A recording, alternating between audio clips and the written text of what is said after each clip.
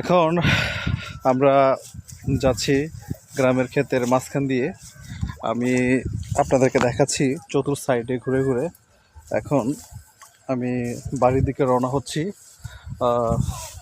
দেখেন আসলে দৃশ্যগুলো, গ্রামের রাস্তাগুলো অনেক ভালো, খুবই সুন্দর, মনোমুগ্ধকর, আসলে ভালো লাগার মতো জায়গা।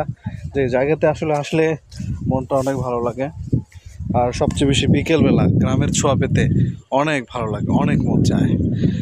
আমার সাইডে আপনারা দেখতে পাচ্ছেন এখানে পুকুর খনন খনন করা হচ্ছে, কারণ পুকুরে গর্তের পরিমাণটা কম।